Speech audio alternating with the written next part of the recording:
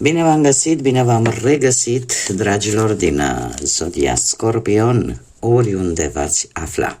Iată-ne din nou împreună la o nouă lectură generală pentru perioada cuprinsă între 15 și 21 septembrie a acestui an 2025, așa că toți cei care aveți Soarele, Luna, Venus, Ascendentul sau oricare alt aspect astral important pentru voi din harta voastră natală și care are legătură cu Zodia Scorpion, atunci această lectură este de asemenea și pentru voi. Ca de fiecare dată, dragii mei, nu uitați, voi, prin alegerile și deciziile voastre, vă construiți propriul viitor. Este totuși o lectură generală, așa că vă rog să luați decât acele mesaje care vor rezona cu voi. Restul lăsați-le să zboare în univers, pentru că sigur sunt pentru alte energii care într-o mai mică sau mai mare măsură au legătură cu Zodia Scorpion. Așa că haideți să începem această lectură cu situația actuală în funcție de ce simțiți, ce vă doriți, ce gândiți sau ce situații traversați în acest moment, dragilor din Scorpion. Să vedem. O conexiune foarte bună care vă va duce către o relocare, o schimbare de locație sau de casă. Dragii mei dragi, un angajament, posibil o căsătorie care tocmai ce a avut loc sau va avea loc foarte curând, care va duce cu sine la o schimbare de locuință. Toate aceste lucruri cumva vă vor face să vă simțiți ca și cum viața voastră e cumva scăpată de sub control. Cum de asemenea mai poate semnifica și faptul că cât de curând va trebui să mergeți la o programare la dentist, pentru că există, vreți nu vreți, trebuie să o faceți. Asta așa,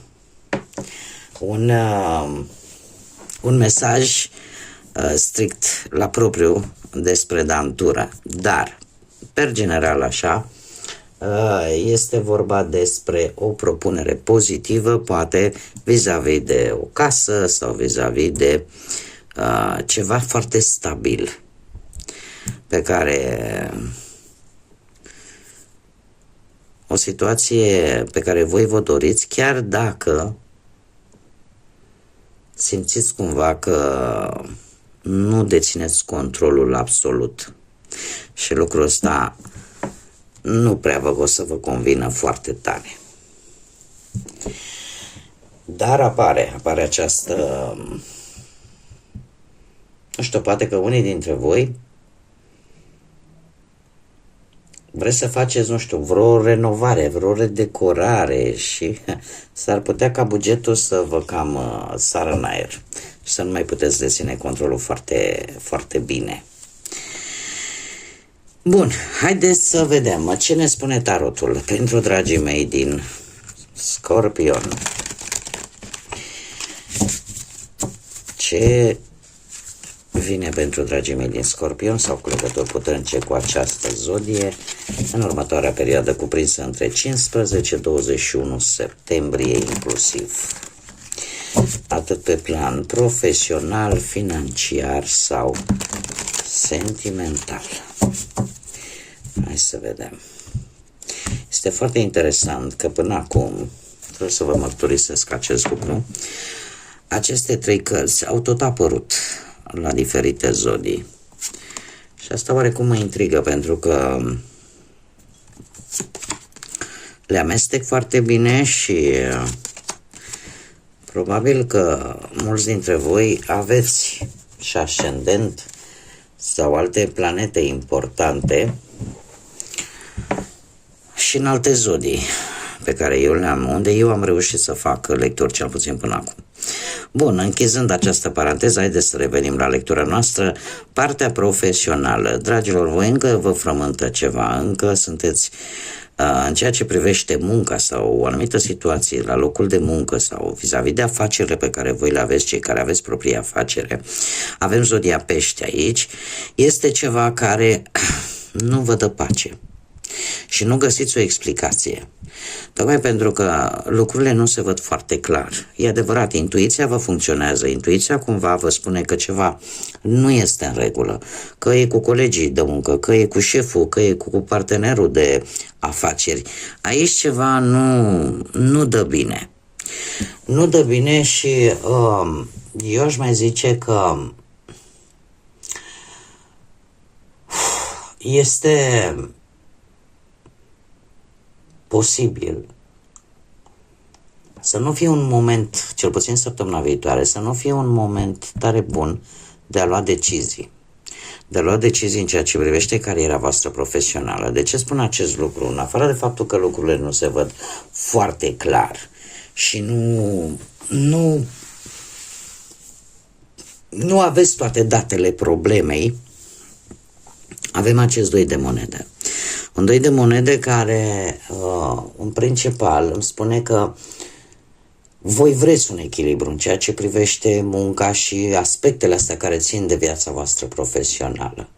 Dar încercați să fiți mai atenți pe ce este mai important. E posibil să vină anumite obstacole, dar nu este ceva ce voi nu le puteți rezolva. Cred că probabil ar fi indicat, pentru că acest doi de monede vine și cu un sfat, aș spune, să nu vă bazați foarte tare pe, cum să spun eu, pe ce aveți poate puși deoparte în bănci, mă refer la bănuți. Ar trebui să vă puneți niște bani deoparte în locuri și în alte locuri decât cele pe care le aveți în acest moment.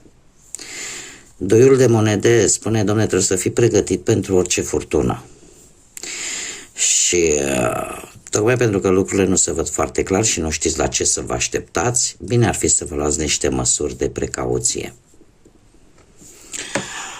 Mergem mai departe și haideți să vedem pe plan financiar, că tot vorbeam de bănuți. Da, pe plan financiar nu stați foarte grozav,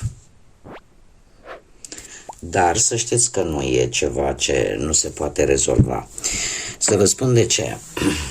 Cu acest 10 de spade, mulți dintre voi e posibil să fie avut anumite pierderi sau să aveți anumite pierderi din cauza unor persoane în care voi e posibil să fie avut încredere sau să fi făcut niște împrumuturi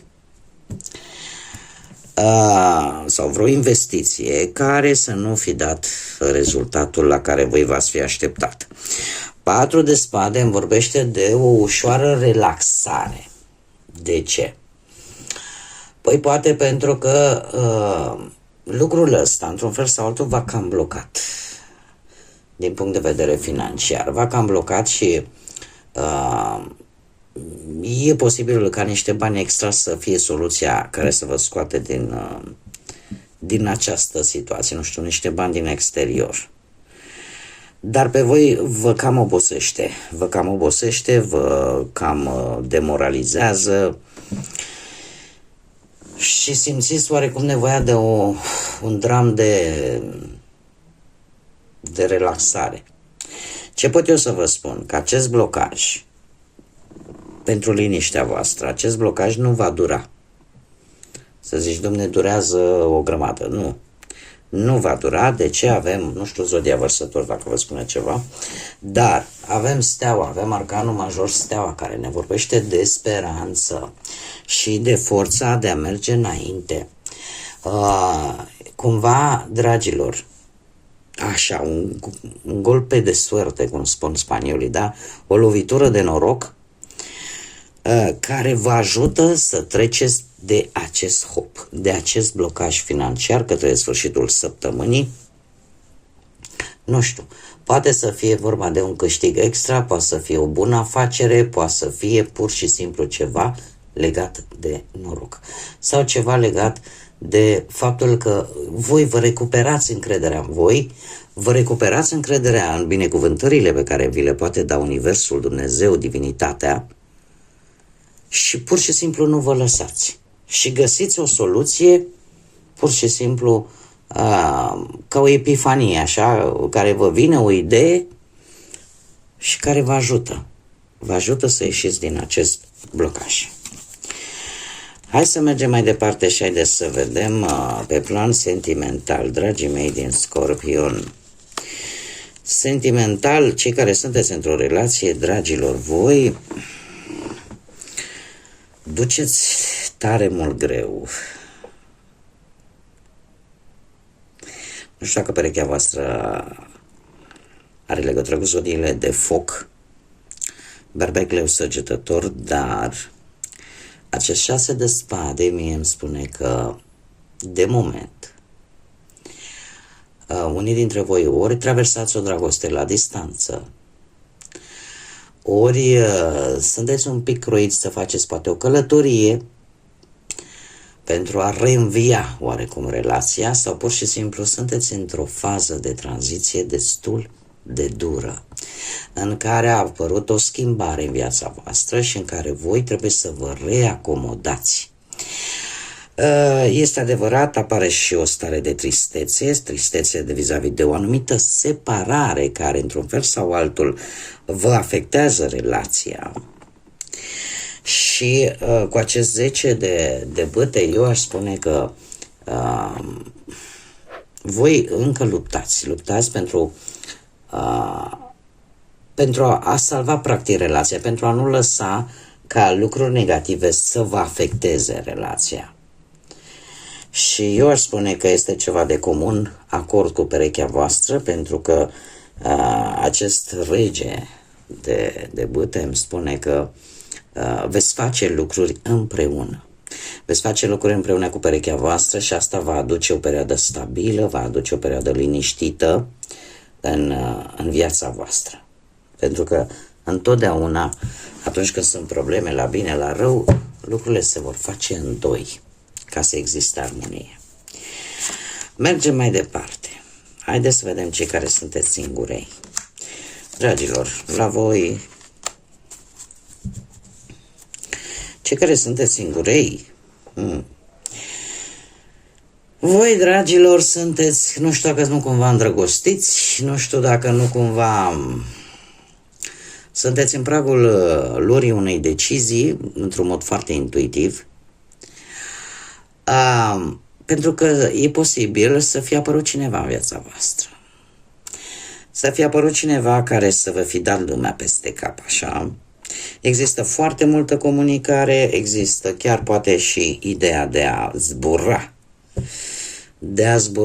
către această persoană. Acest 8 de bâte mie îmi vorbește de drum liber, dragilor. Drum liber, unde parcă nimic nu te poate opri, în care, cum am mai spus, comunicări foarte rapide, la distanță, posibil, cum am mai spus, călătorie cu avionul sau posibil răspunsuri foarte rapide. Ce este foarte interesant, în general, pe partea asta amoroasă, când apare acest 8 de bâte, îmi vorbește de relații scurte, de scurtă durată, dar pline de foarte multă pasiune, de foarte mult sex appeal, mai puțin de sentimente. Acum, faptul că avem totuși un 9 de monede aici, asta îmi zice că dragostea asta nu știu eu cât de scurtă, poate la început veți avea senzația că va fi scurtă. Și poate că nu știu cât timp va dura, mie cărțile nu îmi spun cât timp va dura. Dar ce pot să vă spun că va fi foarte intensă. Va fi foarte intensă și pe voi, într-un fel sau altul, vă va echilibra. Atât la exterior cât și la interior. Da? Deci lucrurile vor avansa într-o manieră foarte, foarte rapidă. Haideți să vedem și ce ne spune grădina magică. Pentru voi, dragii mei din Scorpion, ce mesaj are grădina magică pentru voi în această săptămână? Un mesaj, te rog.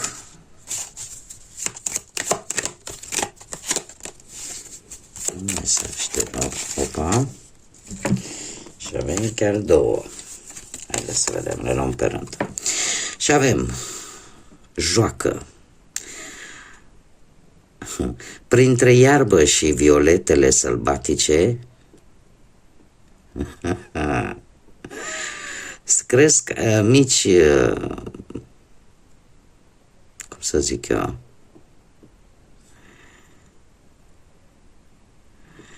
deci, printre iarbă și violetele sălbatice, cresc într-un fel nederanjate micile secrete ascunse. Cred că e vorba de ciupercuțe. Asta ce îmi spune? Că printre lucrurile care se văd, se află și lucruri care ascund secrete. Se află și lucruri mascate oarecum, netulburate până acum, dar care așteaptă să fie găsite. Faptul că apare cu acest cuvânt, joacă, știți cum e? Că de multe ori în joacă poți afla multe informații. Și voi sunteți niște maestri în a afla secrete. Așa că nu mă îndoiesc că veți fi oarecum surprinși să aflați lucruri noi de la persoane cunoscute. Și mai avem un mesaj care ne vorbește de creștere. Toate florile trebuie să crească din praf. Este de fapt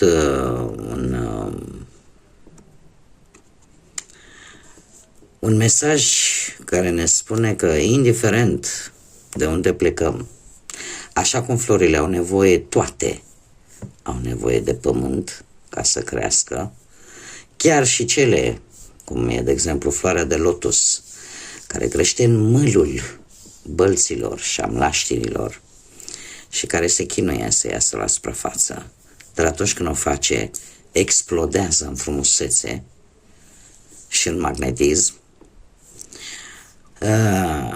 Este un îndemn, dragilor, de a nu vă pierde. De a nu vă pierde atunci când simțiți că nu vă aflați în mediul vostru care vă dă siguranță. De a nu vă pierde în fața necunoscutului. Voi în sine sunteți o energie a necunoscutului. Da? În general se spune că un scorpion nu-l poți citi. Tocmai acest lucru nu trebuie să vă învingă în această perioadă. Toți suntem făcuți oarecum din același aluat, cel puțin biblic vorbind, și desigur, la un moment dat, în arborele genealogic al fiecăruia dintre noi am pornit de undeva de jos. Așa că n-ar trebui să fie ceva nou pentru voi, mai ales pentru voi. Voi nu trebuie să vă opriți să creșteți, să vă dezvoltați. Indiferent unde vă aflați, să găsiți acea modalitate de a vă adapta la noi locuri, la noi situații, la noi persoane, la noi energii, în așa fel încât să nu vă permiteți să stagnați, ci să creșteți. Pentru că de multe ori avem nevoie în viață și de lucruri bune, dar și de lucruri mai puțin bune, pentru că de fapt acelea sunt lecțiile de viață care ne întăresc și care ne fac mai puternici și mai plini de încredere în noi înșine.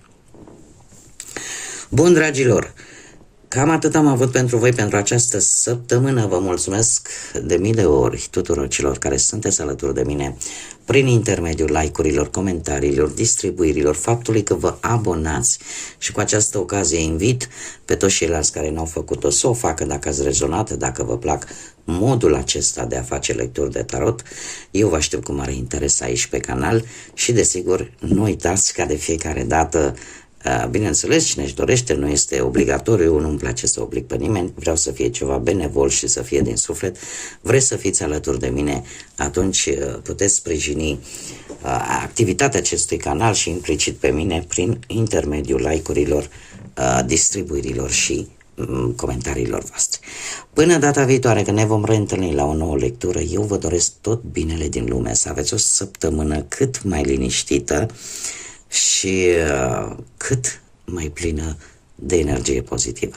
Până data viitoare, numai bine și, ca de obicei, să fiți iubiți, dragilor!